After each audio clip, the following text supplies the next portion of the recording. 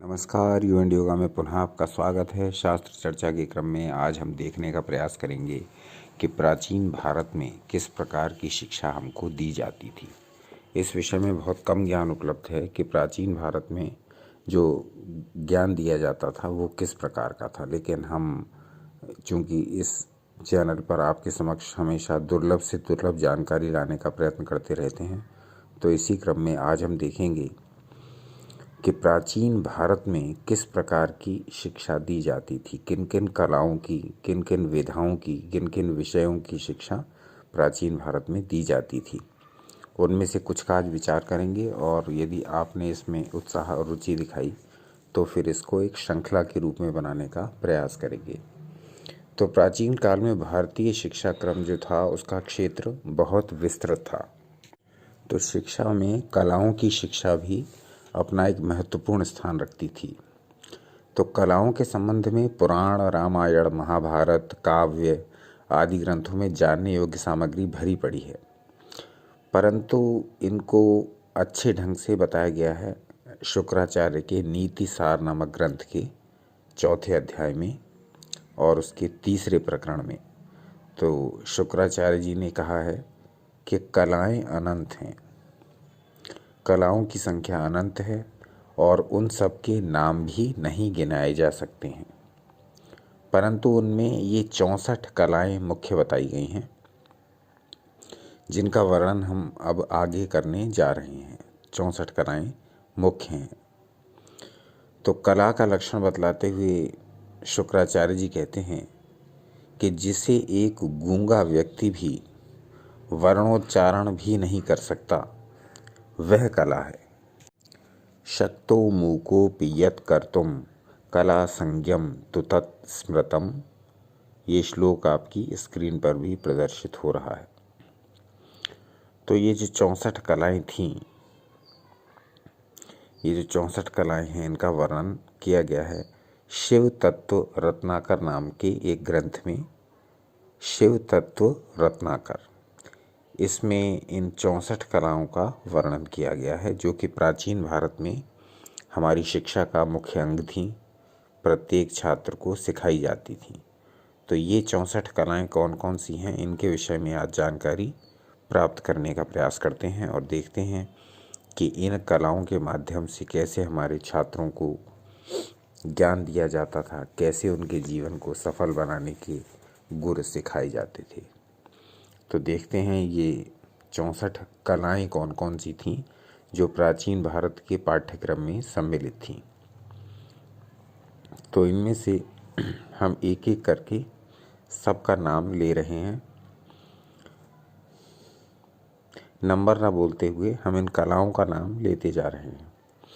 तो ये थी इतिहास, आगम, काव्य, अलंकार, नाटक, गायकत्व, कवित्व, कामशास्त्र, दुरोदर जिसे द्यूत क्रीड़ा भी कहते हैं, देश भाषा लिपि विज्ञान, लिपिकर्म, वाचन, गणक। अब यहाँ कुछ चीज़ें समझने योग्य है, जो चीज़ समझ में नहीं आ रही है उनको हम स्पष्ट कर देते हैं। दुरोदर का अर्थ द्यूत से है, जुआ खेलने जैसी क्रीड़ा। देश भाषा लिपि ज्ञान का अर्थ है कि जिस देश में रह रहे हैं और दूसरे देशों की भी भाषाओं का ज्ञान, उनकी लिपि का ज्ञान, किस प्रकार से वो भाषा लिखी जाती है, इसका ज्ञान। वाचन, किस प्रकार से वाणी का प्रयोग किया जाता है, इसमें ये सिखाया जाता था। गणक, कैलकुलेशन सिखाई जाती थी, गणना करना, जिसे आज की भाषा में मैथ्स कहते हैं। ठीक है, आगे चलते हैं। व्यवहार, स्वर शास्त्र। अब देखिए कितना महत्वपूर्ण बात है, ये शास्त्रों को खंगालते हुए कितनी महत्वपूर्ण बात हाथ लगी। स्वर शास्त्र भी सिखाया जाता था। जिस स्वरयोग पर हमने 75 के आसपास वीडियो बनाए हैं, जिस स्वरयोग का ज्ञान बहुत ही दुर्लभ हो गया है आजकल, उसी स्वर शास्त्र को सिखाया जाता था प्राचीन काल में। तो ये कितना बड़ा अपराध किया हमने अपनी प्राचीन शिक्षा की उपेक्षा करके। सारी जो उपयोगी बातें थीं वो तो हमें पढ़ाई के समय ही पता लग जाती थीं, छात्र जीवन में ही पता लग जाती थीं। जीवन को उपयोगी बनाने वाला सारा ज्ञान तो हमको अपनी शिक्षा के दौरान ही मिल जाता था। तो इस लिस्ट में मैंने स्वर शास्त्र का नाम देखा, तो आपसे ये विचार शेयर करने से नहीं रोक सका कि प्राचीन शिक्षा पद्धति के अनुसार चलते तो हमारा आज का आधुनिक जीवन इतना दुखपूर्ण, इतना भागदौड़ भरा, इतना चिंतातुर, इतना शोक से भरा हुआ, इतना कन्फ्यूजन से भरा हुआ नहीं होता यदि हम अपनी प्राचीन शिक्षा पद्धति की उपेक्षा नहीं करते। देखिए, इसमें जो बातें हम एक आनंददायी जीवन जीने के लिए ज़रूरी हैं, आवश्यक हैं, वो सब हमें छात्र जीवन में ही सिखा दी जाती थी। तो इसमें स्वर शास्त्र का नाम देख करके मुझे बड़ी प्रसन्नता हुई, क्योंकि स्वर शास्त्र पर हमारे चैनल में भी लगभग 75 के आसपास वीडियोज़ हैं। आप यदि चाहें तो उनको देख सकते हैं। तो आगे चलते हैं। शाकुन, सामुद्रिक। अब देखिए, ये जो सामुद्रिक है ये क्या है?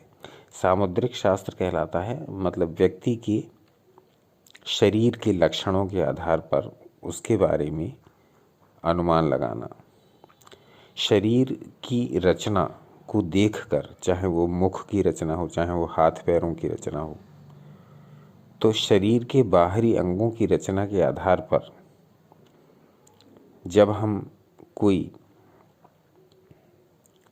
अनुमान लगाते हैं तब वो सामुद्रिक शास्त्र में आता है। या सामुद्रिक शास्त्र चेहरे के अंगों को देखकर, शरीर के अंगों को देखकर ही यह अनुमान बता देता है कि इस प्रकार का व्यक्ति किस प्रकार के लक्षणों के रखने वाला है। तो ये भी एक बहुत महत्वपूर्ण विज्ञान है, सामुद्रिक शास्त्र। आगे चलते हैं। रत्न शास्त्र। रत्नों के बारे में इसमें पूरी जानकारी दी जाती थी। कौन से रत्न का क्या महत्व है, कौन सा रत्न किस प्रकार का होता है, किस रत्न की क्या पहचान है। ये जेमोलॉजी जिसे आजकल पढ़ाया जा रहा है, वो सब रत्न शास्त्र प्राचीन काल में पढ़ाया जाता था। आगे चलते हैं। गज अश्व रथ कौशल। अभी गज अश्व रथ कौशल क्या था कि किस प्रकार से हाथी की सवारी करनी है, किस प्रकार से हाथी को कंट्रोल में रखना है, किस प्रकार से घोड़ों को कंट्रोल में रखना है, किस प्रकार से रथ चलाना है। इसका पूरा ज्ञान इस गज अश्वरथ कौशल में दिया जाता था। आगे चलते हैं। मल्ल शास्त्र। तो इसमें विद्या, जिसे आजकल कुश्ती, कबड्डी की श्रेणी में रख सकते हैं, वो मल्ल विद्या, वो व्यायामशालाएं बनी होती थीं गुरुकुलों में। उन व्यायामशालाओं में छात्रों को मल्ल विद्या की शिक्षा दी जाती थी। किस प्रकार से एक दूसरे से भिड़ना है, किस प्रकार विरोधी को परास्त करना है। संपूर्ण ज्ञान शरीर का और लड़ाई का पूरा ज्ञान मल्ल शास्त्र में दिया जाता था। आगे सूप कर्म। अब ये जो सूप कर्म है, इसमें कन्फ्यूजन हो सकता है, ये क्या है? सूप कर्म था रसोई का पूरा ज्ञान, किचन की पूरी शिक्षा इस सूप कर्म के द्वारा दी जाती थी। इसके पश्चात आता है भूरूह दोहद। भूरूह दोहद क्या है? ये शिक्षा थी गार्डनिंग की, यानी बागवानी संबंधी जितना भी ज्ञान है वो इस भूरूह दोहद में दिया जाता था। किस प्रकार से हमें पौधों को लगाना है, किस प्रकार से कलम लगानी है, किस प्रकार से बीज बोने हैं, किस प्रकार से पौधे की रक्षा करनी है, किस प्रकार से उन्हें कीड़ों से बचाना है।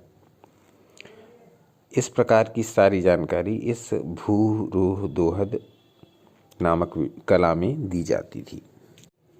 इसके पश्चात गंधवाद। इसमें विभिन्न प्रकार की गंध, सुगंध, दुर्गंध, किस पदार्थ की किस प्रकार की गंध होती है, इसका पूरा ज्ञान। इसके पश्चात था धातुवाद, कौन सी धातु का क्या गुण क्या कर्म है, उस धातु से किस प्रकार का कार्य लिया जा सकता है, उस धातु के क्या लाभ हैं, क्या उसकी हानियां हैं, किस प्रकार से उसे प्रयोग में लाना है, इसका पूरा ज्ञान धातुवाद में दिया जाता था, जिसको मेटालिक्स भी कहते हैं। इसके अलावा रस संबंधी खनिवाद, बिलवाद, अग्नि संस्तंभ, जल संस्तंभ, वाचः स्तंभन, वयः स्तंभन, वशीकरण, आकर्षण, मोहन, विद्वेषण, उच्चाटन, मारण, कालवंचन, परकाय प्रवेश, पादुका सिद्धि, वाक सिद्धि, गुटिका सिद्धि, ऐन्द्रजालिक, अंजन, परदृष्टिवंचन, स्वरवंचन। इसके अतिरिक्त मणि मंत्र, औषधि आदि सिद्धि, चौर कर्म, चित्र क्रिया, लोह क्रिया, अश्म क्रिया, मृत क्रिया, दारु क्रिया, वेणु क्रिया, चर्म क्रिया, अंबर क्रिया, अदृश्यकरण। इसके अतिरिक्त दंतीकरण, मृग्या विधि, वाणिज्य, पशुपालन, कृषि, आसव कर्म। इसके अतिरिक्त लाव, कुकुट, मेषादि युद्ध कारक कौशल तथा शुक सारिका प्रलापन। आसव कर्म में ये बताया जाता था कि किस प्रकार से हम आसवों का निर्माण कर सकते हैं। विभिन्न प्रकार की वो औषधियाँ जिनका प्रयोग आज भी बड़ी बड़ी कंपनियाँ करती हैं, जिस ज्ञान का प्रयोग, और विभिन्न प्रकार के कुमारी आसव, लौहासव, द्राक्षासव आज भी हमें लाभ प्रदान करते हैं। ये सारी क्रियाएं हमें प्राचीन काल में ही सिखाई जाती थीं आसव कर्म के अंतर्गत। तो इस प्रकार से ये बहुत ही विस्तृत विषय है, बड़ा गूढ़ विषय है, और ये शास्त्रों के खंगालने के दौरान हमारे दृष्टि में आया, तो सोचा कि इस विषय को आपके साथ भी शेयर किया जाए कि प्राचीन काल की शिक्षा में कौन कौन सी कलाएं सिखाई जाती थीं। तो विस्तृत रूप से हमको ये कुछ सामग्री मिली है, जिसमें से हमने आपके साथ 64 कलाएं शेयर की हैं। इसके अतिरिक्त भी इसमें बहुत सा वर्णन है और कलाओं के बारे में और थोड़ा विस्तार से भी बताया गया है। लेकिन पहले आप ये बताइए, इसको शेयर करने से पहले, कि ये 64 कलाओं वाला विषय आपको कैसा लगा, और यदि ये विषय आपको रुचिकर लगा और ज्ञानवर्धक लगा हो तो अपने कमेंट्स द्वारा बताइए। तो यदि अपने कमेंट में आप इस ओर इंगित करेंगी कि इस विषय में आपको और बताएं, तब हम इसमें कुछ और वीडियोस बना करके आपको इसका पूरा ज्ञान देने का प्रयास करेंगे। ये कौन कौन सी कलाएं होती हैं और किस किस प्रकार से इनका ज्ञान थोड़ा और विस्तार से जानने का प्रयास करेंगे। तो जैसा भी हो कमेंट्स करके बताइएगा, जिससे कि प्राचीन शिक्षा के विषय में थोड़ा और गहराई से जान सकें, थोड़ा और विस्तार से जान सकें। तो आज के वीडियो में हमने 64 कलाओं को जानने का प्रयास किया। इस विषय में जैसी भी जानकारी चाहिए कमेंट्स करके बताइए। तो देखते रहिए आपका अपना चैनल यू एंड योगा, अपना अनमोल समय हमें देने के लिए।